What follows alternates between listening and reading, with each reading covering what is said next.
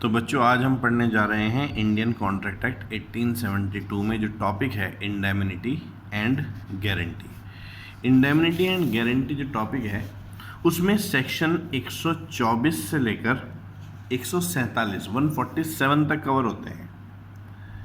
Indemnity and guarantee में दो part हैं, एक है इंडेमनिटी, एक है गारंटी। इंडेमनिटी में सेक्शन 124 और 125 कवर होते हैं और कॉन्ट्रैक्ट ऑफ गारंटी में 126 से लेकर 147 तक सेक्शंस गवर्न होते हैं। जब हम यहाँ बात करते हैं इंडेमनिटी एंड गारंटी की तो ये भी कॉन्ट्रैक्ट्स, लेकिन इन कॉन्ट्रैक्ट्स के कुछ स्पेसिफिक अलग से ही रूल बनाए गए हैं, कुछ अलग सेक्शंस बनाए गए हैं। तो यहाँ पर हम पढ़ना स्टार्ट करते हैं। सबसे पहले कॉन्ट्रैक्ट ऑफ इंडेमनिटी। जब हम कॉन्ट्रैक्ट ऑफ इंडेमनिटी की बात करते हैं तो जो शब्द है इंडेमनिटी उसका मतलब हिंदी में होता है क्षति पूर्ति। तो जो टर्म है इंडेमनिटी इसका मतलब होता है क्षति को पूर्ण करना। तो कई बार क्या होता है कि जैसे एक पर्सन किसी दूसरे पर्सन से प्रॉमिस करता है कि मैं तुम्हारे लॉस को कॉम्पनसेट करूंगा यदि तुम्हें कोई लॉस हुआ मेरी वजह से या तुम्हें कोई लॉस हुआ किसी थर्ड पर्सन की वजह से। तो ऐसा कॉन्ट्रैक्ट ऑफ इंडेमनिटी कहलाता है। जो ये वादा करता है कि मैं तुम्हारा लॉस पूरा करूंगा उसे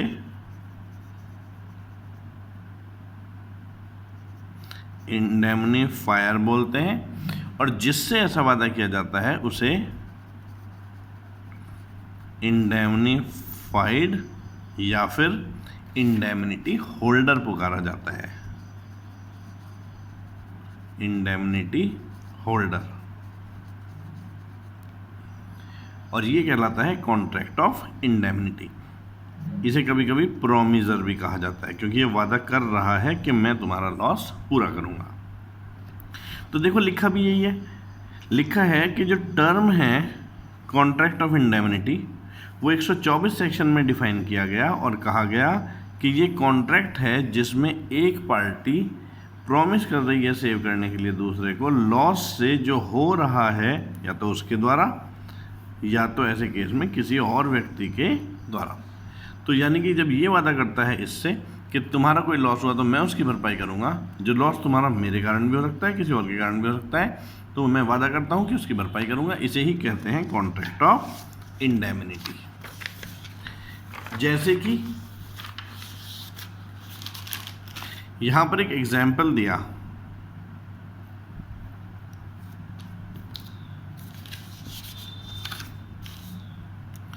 mister x contract with government to return to India after completing his studies at University of Cambridge and serve the government for a period of 5 years.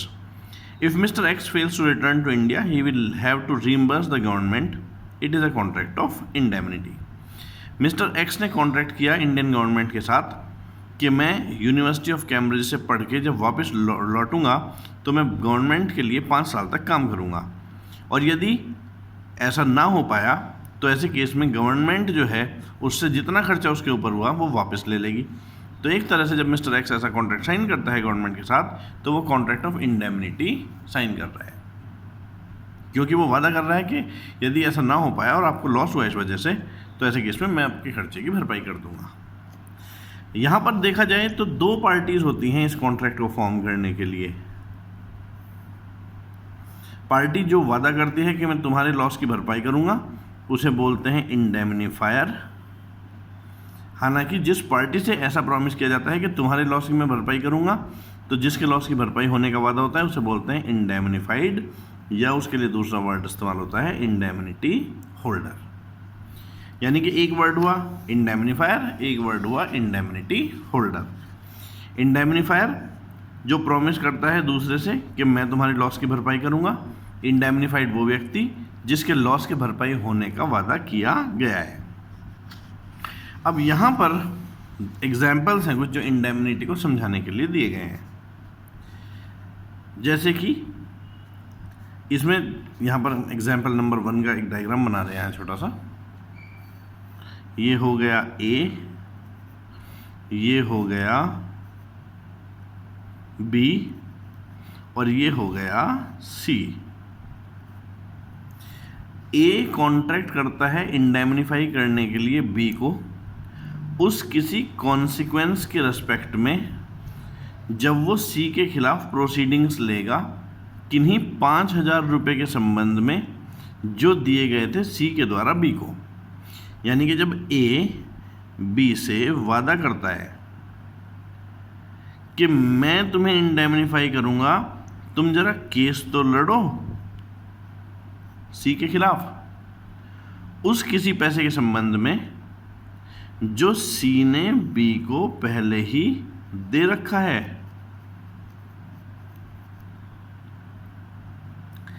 ए ने कॉन्ट्रैक्ट किया इंडेमनीफाई करने के लिए बी को उस किसी कॉन्सिक्वेंस के रेस्पेक्ट में जो प्रोसीडिंग सी बी के खिलाफ ले सकता है उस किसी 5,000 रुपये के संबंध में जो सी पहले बी को दे चुका है। अब रिजल्ट ये निकला उस केस का कि बी को कहा गया भाई तुम्हें तो सी के पैसे चुकाने हैं। In consequence when B who is called upon to pay the sum to C fails to do so. अब जब ये फैसला निकला कि बी तुम्हें तो सी के पैसे चुकाने हैं, तो बी हो गया फेल, उसके पास पैसे थे ही नहीं चुकाने के लिए। तो अब सी वो पैसे ए से रिकवर कर सकता है। कारण क्या है? कारण ये है कि ये पहले ही बी से वादा कर चुका था कि तुम्हारे लॉस की मैं भरपाई करूंगा, तो यहाँ पर इसने इसे लॉस होने ही नहीं दिया और सीधे ही सी ने पैसे ए से ले लिए। इसे भी कॉन्ट्रैक्ट ऑफ इंडेमनिटी ही कहेंगे। एग्जाम्पल नंबर 2, एक्स एक शेयर होल्डर है कंपनी का और उसने अपना शेयर सर्टिफिकेट खो दिया। फिर कंपनी के पास उसने अप्लाई किया कि मुझे डुप्लीकेट सर्टिफिकेट दे दो। कंपनी ने कहा ठीक है, हम आपको डुप्लीकेट सर्टिफिकेट दे देंगे, पर शर्त यह है कि आप हमें एक इंडेमनिटी बॉन्ड लिख कर दोगे जिसमें आप हमसे वादा करोगे कि आप हमें कॉम्पनसेट कर दोगे उस किसी लॉस के खिलाफ यदि कोई ओरिजिनल सर्टिफिकेट लाकर कंपनी के खिलाफ केस फाइल करता है कि मैं एक्चुअल शेयर होल्डर हूँ। तो यहाँ पर कॉन्ट्रैक्ट ऑफ इंडेमनिटी एक्स और कंपनी के बीच में हुआ, जिसमें एक्स वादा कर रहा है कंपनी से कि मुझे डुप्लीकेट शेयर सर्टिफिकेट दे दो, आपको कोई हानि नहीं होगी, ना मेरी वजह से ना किसी और की वजह से, और यदि ऐसा हुआ तो मैं आपको उस हानि की भरपाई करके दे दूंगा। तो ये है कॉन्ट्रैक्ट ऑफ इंडेमनिटी एक्स की तरफ से कंपनी को। इसी तरह से यहाँ पर और भी एग्जाम्पल्स हैं, जैसे एक बार एक्स के यहाँ कोई पेड़ लगा हुआ था बड़ा सा, जो वाई ने कहा कि आप कटवा दो, नहीं तो ये कभी भी हमारी छत पर गिर सकता है, उसे तोड़ सकता है। तो एक्स ने कहा चिंता मत करो, ऐसा नहीं होगा, मैं वादा करता हूँ यदि ऐसा हुआ तो आपकी जो लॉस होगा उसकी मैं भरपाई कर दूंगा। तो एक्स एग्री हो गया इंडेमनीफाई करने के लिए वाई को उस किसी लॉस के लिए, डैमेज के लिए जो हो सकता था एक ट्री के कारण वाई की नेबरिंग प्रॉपर्टी में यदि वो गिर गया। तो यदि ट्री फिर गिर गया और डैमेज पहुंचा दिया वाई की जो फेंसेस थे उन्हें, तो ऐसे केस में एक्स लायबल होगा। जो फेंस को ठीक कराने में कीमत आई वो एक्स को भरनी पड़ेगी। तो ये सब 3 एग्जाम्पल्स जो थे, ये तीनों एग्जाम्पल्स कॉन्ट्रैक्ट ऑफ इंडेमनिटी के थे। यदि हम गौर करें तो इंडेमनीफाई का मतलब ही क्या निकला? कॉम्पनसेट करना या लॉस की भरपाई कर देना। इसीलिए कॉन्ट्रैक्ट ऑफ इंडेमनिटी में लॉस हुआ होना ज़रूरी है। जब तक प्रोमिजी को लॉस नहीं हुआ तब तक प्रोमिजर कॉन्ट्रैक्ट ऑफ इंडेमनिटी में कुछ पे करने के लिए लायबल भी नहीं है, क्योंकि लॉस ही की तो भरपाई करेगा। जब लॉस ही नहीं हुआ तो भरपाई कैसे करेगा? परंतु जो अबाउट डेफिनेशन ऑफ इंडेमनिटी है वो इस तरह के कॉन्ट्रैक्ट के जो स्कोप है उसे रिस्ट्रिक्ट करता है। उसमें कवर करते हैं लॉस जो हो गया है। अब किस वजह से लॉस हुआ होना जरूरी है? या तो प्रोमिजर यानी इंडेमनीफायर की वजह से, या तो किसी और व्यक्ति की वजह से। इसका मतलब ये हुआ कि जो लॉस यदि हो गया है कंडक्ट ऑफ प्रोमिजी की वजह से, खुद की एक्सीडेंट की वजह से, एक्ट ऑफ गॉड की वजह से, तो फिर वो सिचुएशन इसमें कवर्ड नहीं होती है। ये प्रोमिस जी वर्ड है, इन्होंने प्रोमिस लिख दिया हमें। तो इसका मतलब यदि लॉस ओकेजन्ड हुआ है कंडक्ट ऑफ प्रॉमिस जी की वजह से, यानी कि इंडेमनिटी होल्डर की खुद की वजह से, एक्सीडेंटली या गॉड के एक्ट की वजह से, तो फिर ऐसे केस में यहाँ वो कवर नहीं है। क्यों? क्योंकि जब वादा किया था तो वादा तो उस समय क्या किया था? कंडक्ट ऑफ प्रोमिसर हिमसेल्फ और conduct of any other person. फिर बात आई mode of conduct of indemnity. Contract of indemnity किन्हीं और कॉन्ट्रैक्ट की तरह ही एक्सप्रेस भी हो सकते हैं, इम्प्लाइड भी हो सकते हैं।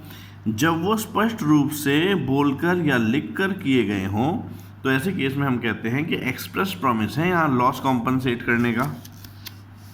लेकिन जो कॉन्ट्रैक्ट ऑफ इंडेमनिटी है कभी कभी वो इन्फर की जाती है कंडक्ट ऑफ पार्टीज या सर्कमस्टांस ऑफ द केस से भी। कोई भी तरीका हो, लेकिन कॉन्ट्रैक्ट ऑफ इंडेमनिटी क्योंकि अपने आप में कॉन्ट्रैक्ट है, इसमें कॉन्ट्रैक्ट की जो वैलिड कॉन्ट्रैक्ट के एसेंशियल एलिमेंट्स होते हैं उनका होना भी ज़रूरी है। जो एसेंशियल एलिमेंट होते हैं वैलिड कॉन्ट्रैक्ट के वो क्या हैं? जो section 10 of Indian contract act में दे रखे हैं।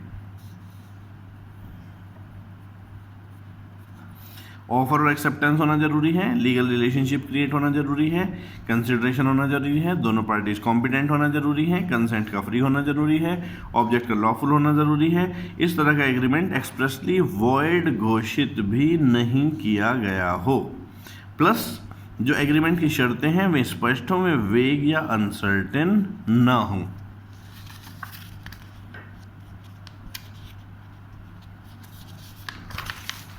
प्लस जो एग्रीमेंट है वो पॉसिबल हो, परफॉर्म हो सकता हो। इसके अलावा बाकी लीगल फॉर्मेलिटीज भी पूरी हुई होनी चाहिए। यानी कि सारी जो अदरवाइज कंडीशंस कॉन्ट्रैक्ट की होती हैं वो यहाँ पर भी होना ज़रूरी हैं। उदाहरण के तौर पर यदि ए ने कहा बी से कि तुम सी की पिटाई कर दो, कुछ नहीं होगा, और यदि हुआ तो मैं उन सभी कॉन्सिक्वेंस को भुगतूंगा तुम्हारे ब्याह पर जो तुम्हें भुगतने पड़ेंगे यदि कुछ हुआ भी तो। ए ने प्रॉमिस किया बी से कि कर दो सी की पिटाई और मैं देखूंगा तुम्हारा कोई नुकसान नहीं होगा, हो गया तो मैं भरपाई करूंगा। अब यदि ए के कहने पे बी ने सी की पिटाई कर दी और सी ने बी को सू कर दिया, तो जो ए ने प्रॉमिस किया था ना उस प्रॉमिस को आप एनफोर्स नहीं कर सकते। कारण क्या है? कारण ये है कि जो ऑब्जेक्ट था इस एग्रीमेंट का वो अनलॉफुल था, इसी वजह से एग्रीमेंट वॉइड था जो ए और बी के बीच में हुआ था, तो बी अब उसे एनफोर्स नहीं कर सकता। फिर बात आई कि जो इंश्योरेंस के कॉन्ट्रैक्ट्स हैं जैसे फायर इंश्योरेंस, मरीन इंश्योरेंस, ये सब कॉन्ट्रैक्ट ऑफ इंडेमनिटी ही तो हैं, क्योंकि इसमें इंश्योरेंस कंपनी आपसे वादा करती है कि यदि आपको कोई हानि हो गई आग लगने से या कोई हानि हो गई समुद्री यात्रा के दौरान या फिर पानी से, तो ऐसे केस में हम उसकी भरपाई करेंगे। तो है तो after all contract of indemnity. लेकिन जो कॉन्ट्रैक्ट ऑफ लाइफ इंश्योरेंस है उसे हम कॉन्ट्रैक्ट ऑफ इंडेमनिटी नहीं कहते। कारण ये है क्योंकि व्यक्ति की जिंदगी चले जाने का कोई कॉम्पनसेशन नहीं हो सकता, इसीलिए उसे कॉन्ट्रैक्ट ऑफ इंडेमनिटी, वहाँ जो क्षति हुई है जिंदगी उसकी पूर्ति कभी भी हो ही नहीं सकती, इसीलिए उसे हम कॉन्ट्रैक्ट ऑफ इंडेमनिटी नहीं कहते। फिर उसके बाद पॉइंट आया कि इंडेमनिटी होल्डर के क्या राइट्स हैं जब इंडेमनिटी होल्डर को सू किया जाता है। फिर उसके बाद टॉपिक आता है इंडेमनिटी होल्डर के क्या राइट्स हैं जब इंडेमनिटी होल्डर को सू किया जाता है। इसे पढ़ के थोड़ा सा ऐसा लगता है कि इंडेमनिटी होल्डर को कोई क्यों सू करेगा, लेकिन थर्ड पार्टी तो इंडेमनिटी होल्डर को ही सू करेगी। तो यहां पर यदि हम देखें तो यहां पर हम एक डायग्राम बना सकते हैं। यहां पर डायग्राम बना लेते हैं। देखो केस क्या बनता है, केस बना है इंडेमनिटी होल्डर के अधिकार जब इंडेमनिटी होल्डर को सू किया गया। तो ऐसे एक एग्जाम्पल समझ लेते हैं छोटा सा। जैसे ये है इंडेमनीफायर और इसने वादा किया दूसरे व्यक्ति से जो कि है इंडेमनीफाइड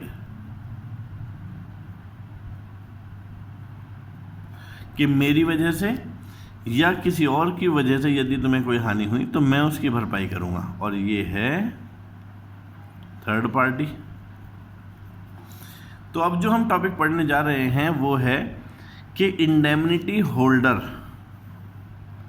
या इंडेमनीफाइड के पास क्या अधिकार हैं जब उसे सू किया गया? तो किसने सू किया होगा उसे? थर्ड पार्टी ने सू किया होगा। तो टॉपिक कह रहा है इंडेमनीफाइड या इंडेमनिटी होल्डर के पास क्या अधिकार हैं जब थर्ड पार्टी ने उसे सू किया। तो इंडेमनिटी होल्डर के पास अधिकार हैं 3। पहला, ऑल डैमेजेस, दूसरा ऑल कॉस्ट्स, तीसरा all sums. All damages, all cost, all sum किससे रिकवर कर सकता है ये? इंडेमनीफायर से, क्योंकि आफ्टर ऑल वादा तो इसी ने किया था ना कि मैं तुम्हारे लॉस की भरपाई कर दूंगा। तो जो इसे डैमेजेस हो गए इसे पे करते हुए वो इससे रिकवर कर सकता है। जो केस लड़ने में खर्चा आ गया इसके साथ वो ये रिकवर कर सकता है। और यदि सेटलमेंट हुआ है, कोर्ट केस हुआ ही नहीं, तो जो सम इसे नेट सेटलमेंट में से पे करने पड़ गए वो भी इनसे रिकवर कर सकता है।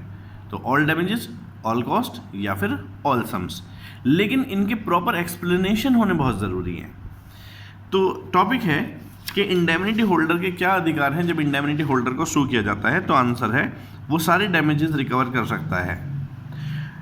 इंडेमनिटी होल्डर सारे डैमेजेस रिकवर कर सकता है जो वो कंपेल हो गया पे करने के लिए जब कोई सूट किया गया थर्ड पार्टी के द्वारा जिसमें इंडेमनिटी अप्लाई होती थी। ठीक है, सिंपल बात हो गई। अब ऑल कॉस्ट, ये इंपॉर्टेंट पॉइंट है, वो सारी कॉस्ट भी रिकवर कर सकता है जो उसे पे करनी पड़ गई उस सूट के संबंध में, केस को लड़ने या डिफेंड करने या केस करने के संबंध में। लेकिन एक बात का ध्यान रखना है, जब वो कॉस्ट इनकर कर रहा हो तो उसने इंडेमनीफायर यानी कि प्रोमिजर के किन्हीं भी जो शर्तें हैं उनका उल्लंघन ना किया हो, और उसने जो खर्चा किया हो वो भी एक प्रूडेंट पर्सन की तरह किया हो, जैसे कि कोई अपनी जेब से करता। यदि इसके खिलाफ कोई एग्रीमेंट नहीं हुआ है अलग से, तो प्रूडेंट पर्सन की तरह खर्चा किया उसने, जैसे कि अपनी जेब से कर रहा होता। जो प्रोमिजर है उसने जो ऑथराइज किए हैं खर्चे के, ये खर्चे तुम कर सकते हो, वे खर्चे किए हो तो वे खर्चे वो रिकवर भी कर सकता है। इसके अलावा ऑल डैमेजेस, ऑल कॉस्ट, कई बार केस नहीं होता, कॉम्प्रोमाइज़ हो जाता है सूट में कि चलो कॉम्प्रोमाइज़ कर लो वरना दोनों का समय और दोनों की कॉस्ट आएगी, तो इससे अच्छा कॉम्प्रोमाइज़ कर लो, नेट सेटलमेंट कर लो, यानी कि लमसम अमाउंट दे दो। तो ऐसे केस में वो रिकवर कर सकता है वो सारा पैसा जो उसे पे करना पड़ गया है कॉम्प्रोमाइज़ की शर्त के तहत उस सूट में, बशर्ते कॉम्प्रोमाइज़ मना ना कर रखी हो प्रोमिजर ने। प्रोमिजर ने ये कह रखा हो कि भाई केस ही लड़ो, क्योंकि यदि प्रोमिजर ने कह रखा है कि केस लड़ो, कॉम्प्रोमाइज़ मत करना, और फिर भी कॉम्प्रोमाइज़ कर लिया, फिर रिकवरी के अधिकार इंडेमनीफाइड के पास नहीं है। क्यों? क्योंकि वो इंडेमनिटी के लिए तभी तो कह सकता है जब उसने क्या किया हो, जब उसने सारी शर्तें प्रोमिजर की मानी हो, तथा जब कॉम्प्रोमाइज़ देने की बात आई हो तो प्रूडेंट पर्सन की तरह जो प्रोमिजर है उसे कॉम्प्रोमाइज़ उसके साथ किया गया हो। लेकिन ध्यान रखना, वो कॉम्प्रोमाइज़ के पैसे यानी कि ऑल सम्स केवल तब रिकवर कर सकता है जब कॉम्प्रोमाइज़ करने के लिए इंडेमनीफायर ने पहले से ही अलाउ कर रखा हो। यदि हम इस प्रोविज़न को एनालाइज करें तो यही बातें इन्होंने दोबारा से समझाई, यानी कि हम समझ सकते हैं अबाउ प्रोविजंस को कि कॉन्ट्रैक्ट ऑफ इंडेमनिटी में जो प्रोमिजी है यानी कि इंडेमनिटी होल्डर है, जब वो अपनी स्कोप ऑफ अथॉरिटी के अंदर रहकर काम करता है तो वो प्रोमिजर से रिकवर कर सकता है अपने लॉस की भरपाई। उसके पास अधिकार है सारे डैमेजेस, सारे कॉस्ट, सारे सम्स रिकवर करने के लिए।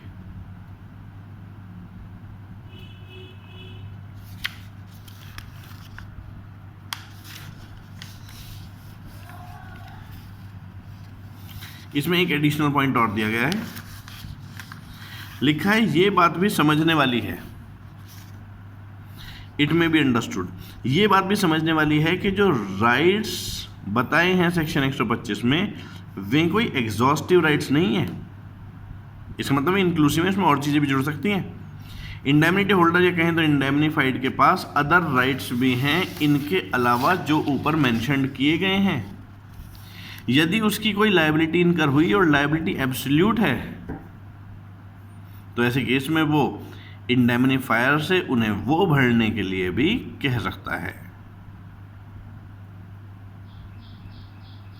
अच्छा जी, फिर उसके बाद बात शुरू होती है, when does the liability of indemnifier commence. Indemnifier की लायबिलिटी एक्चुअली शुरू होती किस समय से है? तो इंडियन कॉन्ट्रैक्ट एक्ट वैसे तो साइलेंट है जब time of commencement of liability की बात आती है। इंडियन कॉन्ट्रैक्ट एक्ट वैसे साइलेंट है जब time of commencement of liability की बात आती है, लेकिन जो जुडिशियल प्रोनाउंसमेंट्स अब तक आए उनके आधार पर हम ये कहते हैं कि इंडेमनीफायर की लायबिलिटी कमेंस होती है जैसे ही लायबिलिटी इंडेमनिटी होल्डर की एब्सोल्यूट और सर्टेन हो जाती है। यानी कि जैसे ही लायबिलिटी फिक्स हुई वैसे ही लायबिलिटी अराइज होगी इंडेमनीफायर की भी कि वो भरपाई कर दे। इस संबंध में एक एग्जाम्पल से बात समझी जा सकती है, जैसे कि ए प्रॉमिस करता है कॉम्पनसेट करने के लिए एक्स को उस किसी लॉस के लिए जो उसे हो गया है, फाइल करके कोई सूट अगेंस्ट वाई। कोर्ट ने ऑर्डर किया एक्स को कि वाई को डैमेज दे दें 10,000 रुपये। अब लॉस सर्टेन हो गया कि 10,000 रुपये है, तो एक्स क्लेम कर सकता है अमाउंट ए से और लेकर उसे फिर वाई को दे सकता है।